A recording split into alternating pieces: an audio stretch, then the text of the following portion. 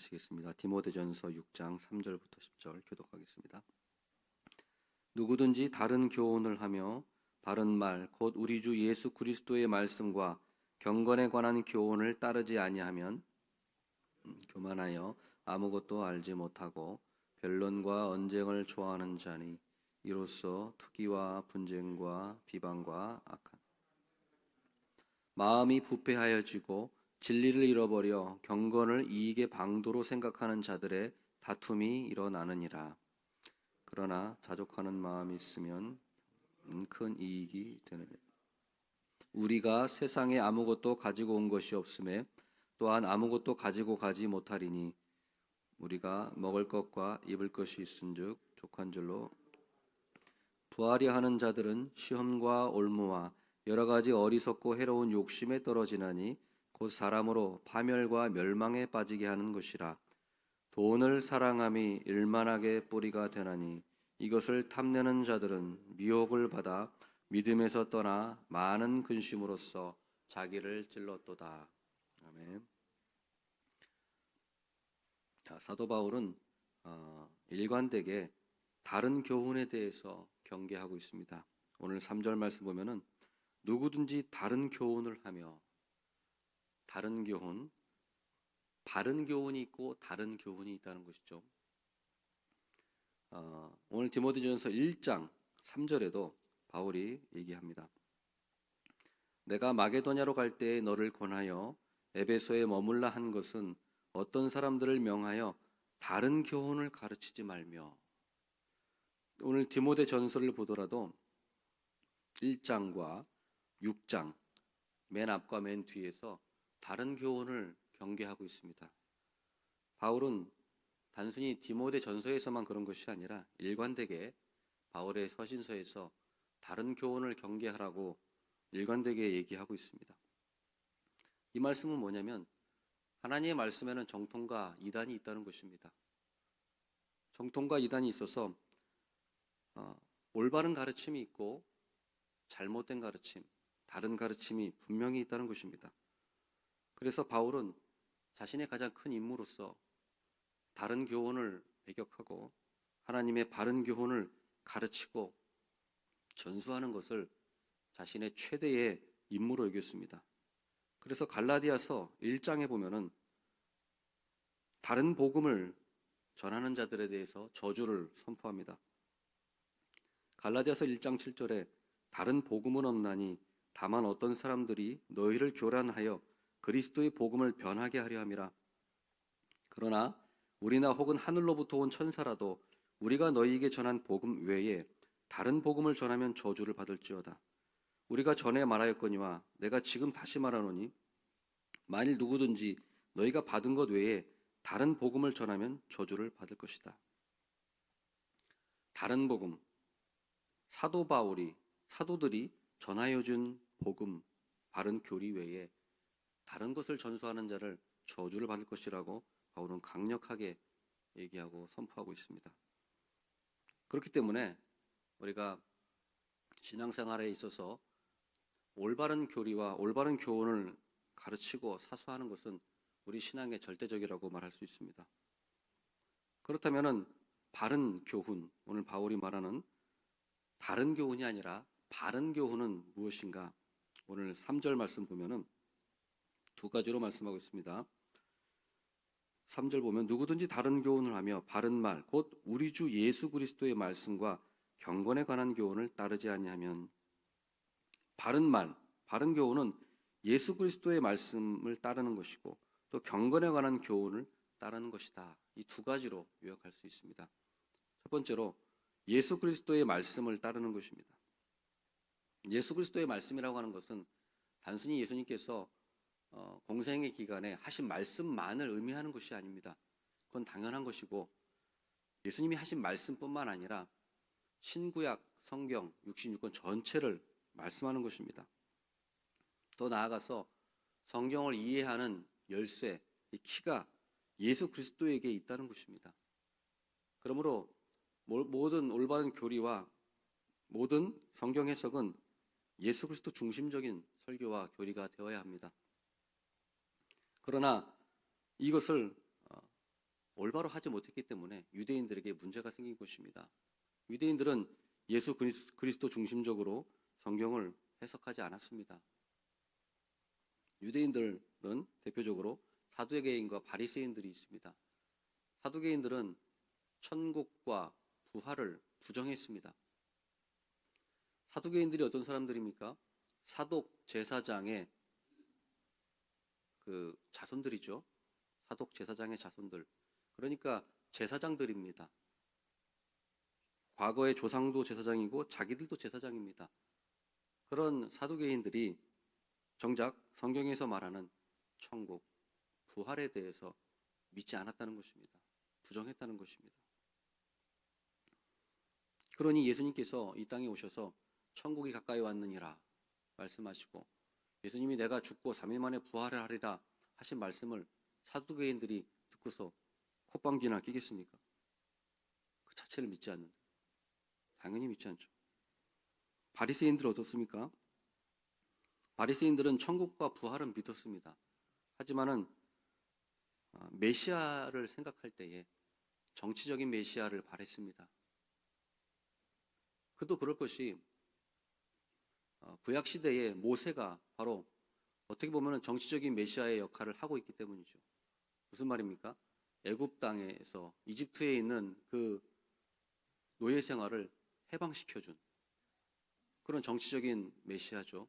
물론 거기에는 구원이 포함되어 있지만 겉으로 보기에는 자신들의 그런 해방, 노예에서 해방되는 그런 정치적인 메시아로서 유대인들은 메시아관을 가지고 있었던 것입니다. 그러니까 예수님 당시에도 로마 제국의 압제를 받고 있었기 때문에 이 로마 제국으로부터 해방시켜줄 이런 정치적인 메시아, 군사적인 메시아, 왕 이런 사람을 원했던 것이죠.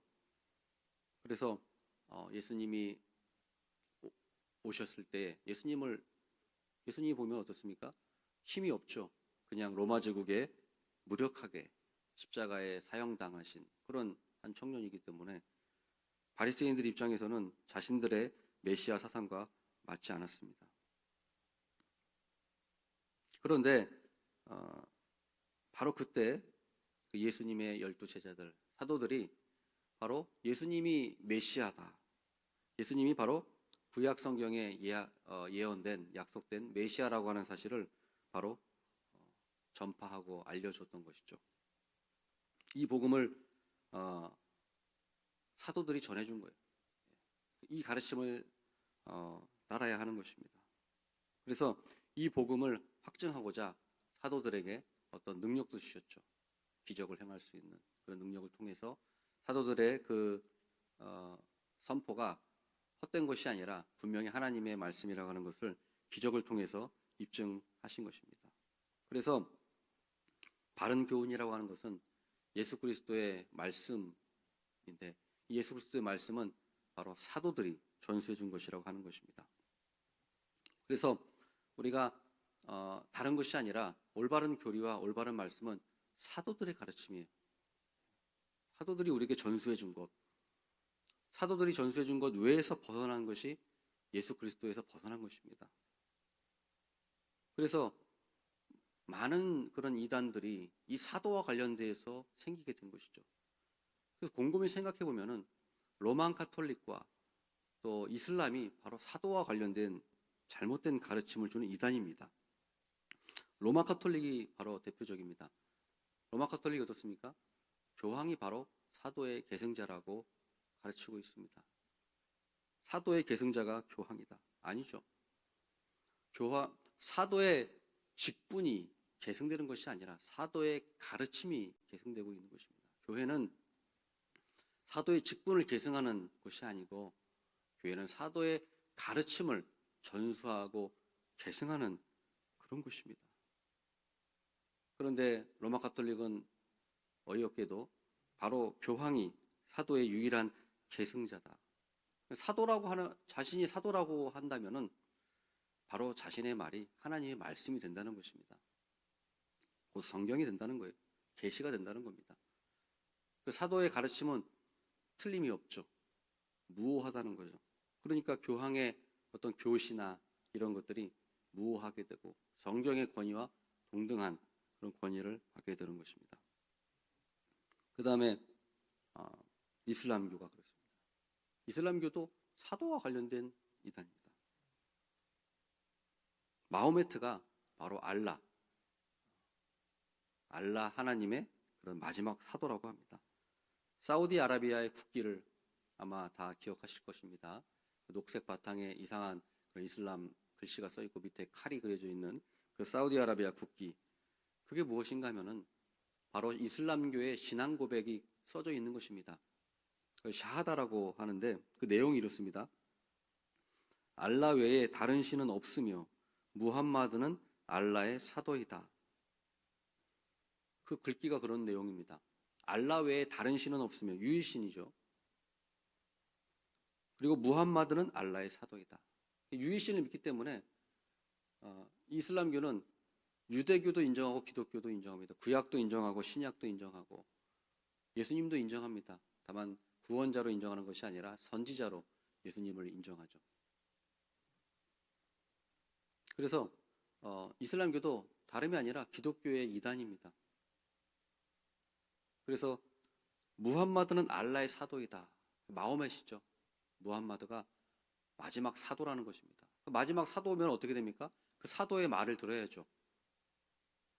그 사도의 말을 들어야 하기 때문에 마호메트가 무함마드가 받은 그 코란, 그것이 마지막 계시가 되는 것입니다. 그렇기 때문에 마지막 계시, 이 코란을 중심으로 신약을 봐야 되고, 코란을 중심으로 구약을 봐야 되고, 코란을 중심으로 예수 그리스도를 봐야 되는 것입니다. 그래서 이러한 그 잘못된 가르침, 결국에는 로마 카톨릭과 이슬람교, 뭐 여러 가지 잘못된 가르침이 많지만 사도와 관련돼 있어서도 이런 큰 그런 잘못된 가르침, 문제가 있는 그런 이단이라는 것입니다. 그리고 현재는 어떻습니까? 바로 신사도 운동이 그렇습니다. 사도와 관련돼서 지금도 사도가 있다라고 가르치는 잘못된 가르침이 신사도 운동인 것입니다. 신사도 운동이라고 하는 것은 새로울 것이 없습니다. 예전에 있던 로마 카톨릭과 이슬람교가 그 범한 잘못을 이어받은 것입니다. 물론 본인들은 관련이 없다고 하겠지만 사도와 관련돼서는 똑같은 것입니다. 재탕 삼탕하는 거죠. 새로울 것이 없는 겁니다. 이 시대에도 사도가 있다. 아니요. 사도는 없습니다. 사도는 예수님 당시에 예수님 부활을 목격하고 성경 66권이 완성되기 전에 그 예수님의 교회와 하나님의 교회와 성경이 완성되기 위하여서 하나님께서 일시적으로 비상적으로 쓰신 직분이 사도 직분입니다. 그래서 하나님께서는 그 당시에 사도들을 통해서 많은 기적을 베푸셨습니다. 그것은 사도들의 어떤 그런 능력이 아니라 하나님께서 일시적으로 교회를 세우시고 성경을 완성하시기 위한 그런 일시적인 그런 시대에 주신 것이죠. 선지자도 마찬가지입니다. 그래서 우리 대한예수교 장로회 헌법에도 사도와 선지자는 비상 직분이다 라고 가르칩니다. 지금은 더 이상 없는 직분이라는 거죠. 지금 교회에는 무슨 직분이 있습니까? 목사, 장로, 권사, 집사. 이것은 상시 직분이라고 합니다. 이것은 교회에 영원토록 있는 직분이에요. 목사, 집사, 권사, 장로. 이것은 영원토록 교회에 있는 직분입니다. 그러나 사도와 선지자는 임시 직분입니다. 한시적으로 그 당시에 하나님께서 목적을 위해서 쓰신 것이죠. 그리고 그 목적, 교회가 세워지고 성경이 완성된 그 목적이 달성된 이후에는 더 이상 사도와 선지자가 필요가 없어진 것입니다. 그래서 사라지게 된 것입니다. 그 다음 두 번째 교훈은 경건에 관한 교훈이라고 말씀합니다. 3절 말씀에 보면은 경건에 관한 교훈을 따르지 아니하면 이렇게 말씀합니다. 경건에 관한 교훈. 경건, 아주 좋은 말씀입니다. 경건에 관한 교훈을 따라라. 그렇지 않으면 잘못 나간다는 것입니다. 여러분, 영성이란 말을 많이 사용하십니까? 경건이란 말, 영성이란 말. 예전에는 경건한 그리스도이냐라는 말을 많이 썼다면 요즘 들어서는 영성 있는 사람이야 이렇게 말을 많이 합니다. 여러분들은 어떤 말을 많이 쓰나요? 아마 경건한 그리스도인이라는 말보다 영성이 있는 그리스도인이라는 말을 많이 사용하실 것입니다. 제가 신대원에 다닐 때, 신학대학원에 다닐 때 경건훈련원이라고 있었습니다. 신학교 안에 목회자 양성하는 그 신학교 안에 우리 신학생들의 그 경건을 양성하고 훈련시키고자 경건훈련원이 있었습니다. 그 당시에 경건훈련원 원장이신 김창훈 교수님이 왜 이름을 경건훈련원이라고 했는지에 대해서 말씀하신 적이 있습니다. 왜 영성훈련원이라고 하지 않고 경건훈련원이라고 하는가? 그 이유는 영성이라는 말은 일단 성경에 없거니와 경건이라는 말은 있지만 영성이라는 말은 없고, 뿐만 아니라 영성이라는 말이 너무 오염이 돼서 뭐 뉴에이지라든가 로마 카톨릭의 영성이라든가 뭐 관상기도의 영성이라든가 이런 성경 외에 그런 잘못된 개념을 가진 그런 영성이 많이 유입이 돼서 아주 혼합적으로 혼란스러워졌다. 그래서 영성보다는 우리 그리스도인이 경건이라는 말을 쓰는 것이 더 좋다라고 하는 걸 제가 들은 적이 있습니다. 저도 그 말을 들으면서 정말 맞다라고 생각했습니다. 물론 영성이라는 말 자체가 뭐 잘못되거나 그런 건 아니죠. 그러나 너무 많이 오염이 되어 있기 때문에 그것보다는 성경에서 말씀하고 있는 경건이란 말이 더 좋다 이것입니다. 그렇다면 경건과 영성의 어떤 그 뉘앙스의 차이는 뭐가 있을까요? 바로 윤리와 도덕입니다. 경건한 사람이야, 경건한 그리스도인이 하면 뭔가 신앙뿐만 아니라 어떤 그의 행실에서 도덕적이고 윤리적인 그런 뉘앙스가 풍깁니다. 그러니까 영성 있는 그리스도이냐 하면 기도 많이 하고 하나님과 가깝긴 하지만 뭔가 윤리적이고와는 상관이 없는 것처럼 그렇게 느껴집니다. 그래서 가장 그 영성과 경건이라는 단어의 차이점은 도덕성, 윤리성이라는 거죠. 교회가 지탄받는 이유가 무엇입니까? 영성이 없어서 그런 겁니까? 아니죠. 도덕성, 윤리성이 결여되기 때문에 많이 지탄을 받는 것입니다. 목사들의 일탈, 또 성도들의 그런 낮은 윤리의식, 이것이 세상 사람들이 보기에도 어떻게 하나님 있는 사람들이 저렇게 윤리의식, 도덕의식이 저것밖에 안 되나? 세상 사람들하고 똑같이 어떤 그런 수준에 머물러 있는 모습을 보면서 교회를 지탄하는 것이죠. 그러니까 우리가 지금 시급히 회복돼야 할 것은 경건이라는 것입니다. 그래서 오늘 말씀에도 경건에 관한 교훈을 따라야 된다, 이 말씀을 하고 있는 것입니다. 경건의 가장 큰 적은 오늘 본문 말씀 보면은 10절에 돈을 사랑하는 것이라고 말씀하고 있습니다. 돈을 사랑함이 일만하게 뿌리가 되나니 이것을 탐내는 자들은 미혹을 받아 믿음에서 떠나 많은 근심으로써 자기를 찔렀도다. 경건의 가장 큰 적, 돈 사랑이라는 것입니다. 돈 자체가 아니라 돈을 사랑하는 거예요. 돈을 사랑하는 자들은 9절에 뭐라고 합니까? 시험과 올무와 여러 가지 어리석고 해로운 욕심에 떨어지나니 곧 사람으로 파멸과 멸망에 빠지게 하려는 것이라. 돈을 사랑하는 것이 이렇게 시험에 들게 하고 올무에 빠지게 하고 파멸에 이르게 된다. 그리고 돈을 사랑함으로써 어떻게 됩니까? 마음이 5절 말씀 보면 마음이 부패하여지고 진리를 잃어버려 경건을 이익의 방도로 생각하는 자들의 다툼이 일어나느니라. 돈을 사랑함으로써 다툼이 일어나게 된다, 이렇게 말씀하고 있는 것입니다. 말씀을 맺도록 하겠습니다. 돈을 사랑하고 탐심, 이것이 사람들을 미혹하고 믿음에서 떠나게 하고 진리에서 떠나게 하고 교회를 분열시키고 다툼하게 한다는 것입니다. 오늘 말씀을 요약하자면 성경의 말씀에는 분명히 바른 교훈이 있다는 것입니다. 정통과 이단이 있다는 것입니다. 그러면 우리는 바른 교훈, 바른 교리를 잘 배우고 전파하고 사수하는 우리가 되어야겠습니다. 그리고 예수님의 말씀뿐만 아니라 경건에 관한 교훈, 우리가 예수님의 말씀을 올바로 교리로 가르쳐야 하고 그 이후에는 경건에 관한 교훈을 우리가 해야 한다는 것입니다. 특별히 돈을 사랑하는 것이 아니라 절제하고, 오늘 8절 말씀에도 우리가 먹을 것과 입을 것이 있은즉 족한 줄로 할 것이니라, 이 말씀을 새기면서 돈을 사랑하는 것이 아니라 자신을 돌아보면서 절제하면서 하나님 주신 것에 만족하며 신앙생활, 경건에 힘쓰는 우리 모두가 되어야 하겠습니다. 기도드리겠습니다.